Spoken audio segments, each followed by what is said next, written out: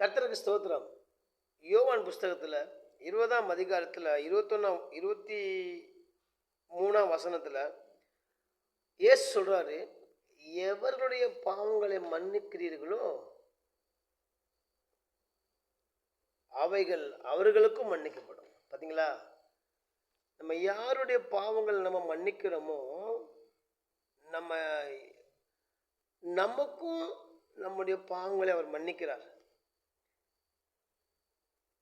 வசனம் சொல்லுது, எவர்களுடைய பாவங்களை மன்னியாது இருக்கிறீரோ அவர்களுக்கும் மன்னிக்கப்படாமல் இருக்குங்கிறார். ஒருவன் தன் பாவங்களை மறைக்கிறவன் வாழ்வடைய மாட்டான். அவன் பாவங்கள் மன்னிக்கப்படலைன்னா வாழ்வடைய முடியவே முடியாது. சில பேருக்கு தெரியாது, பணம் சம்பாதிச்சா வாழ்ந்துடலாம், படித்தா வாழ்ந்துடலாம், கூட்டம் சேர்த்தா வாழ்ந்துடலாம் நினைக்கிறாங்க. அப்படி கிடையவே கிடையாது. பாவம் என்ற பிசாசுடைய ஆயுதம் ஒன்று நமக்குள்ளே வாழ்கிற பொழுது அப்போ என்ன அர்த்தம்? மன்னிக்கணும். மற்றவங்களை மன்னிக்கும் பொழுது தான் கர்த்தர் நம்முடைய பாவங்களையும் மன்னிப்பார். நம்மவே பாவம் செஞ்சுட்டு பாவம் மன்னிப்பு கேட்கும்போது கூட, நீ மற்றவங்களை மன்னிச்சியா, உன்னை நான் மன்னிக்க மாட்டேன்னு சொல்லிட்டு போயிடுவார். பைபிளில் இயேசு சாமி சொல்கிறாரு. வசனத்தை பாருங்கள் கிறிஸ்தவங்களே, பாருங்கள். யோவான் 20:23 பாருங்கள். இயேசுமா சொன்னார், நீங்கள் எவர்களுக்கு மன்னிக்கிறீர்களோ அவர்களுக்கும் மன்னிக்கப்படும், எவர்களை மன்னியாது இருக்கிற அவர்களுக்கும் மன்னியாமல் இருக்கும். பாவத்தின் சம்பளம் மரணம். பிள்ளைங்களே, பாவத்தின் சம்பளம் மரணம். கிறிஸ்தவர்கள் இது ரொம்ப கஷ்டமான விஷயம் மன்னிக்கிறது. ஆனால் ஏசு சொல்லிட்டாரு, நீ மன்னிச்சா நான் உன்னை மன்னிப்பேன்ட்டாரு, நீ மன்னிக்கலையா நான் உன் பாவத்தை மன்னிக்க மாட்டேன்ட்டாரு. பாவத்தின் சம்பளம் மரணம். பாவத்துக்கு முதலாளி சாத்தான்.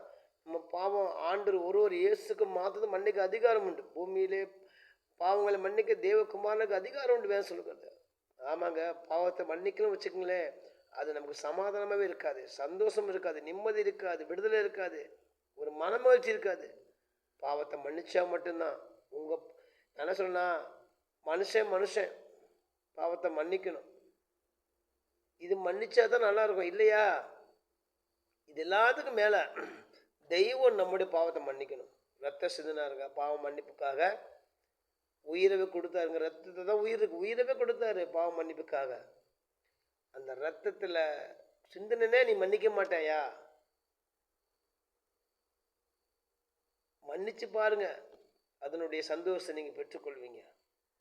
மன்னிக்காமல் இருக்கும் பொழுது கடவுளுடைய மெய்யான ஆசீர்வாதம் நம்ம குடும்பத்துக்குள்ள வருவதுக்கு அது ஒரு தடையாக இருக்கும் என்பதை நீங்கள் மறந்து போகாதீங்க. சரிங்களா? இந்த காலை வேளையில் ஆண்டு உணர்ந்து நான் உங்களுக்கு சொல்லிட்டேன், மன்னிச்சு பாருங்க. அடைப்பட்டு போன எல்லா வாசலும் திறக்கப்படும்.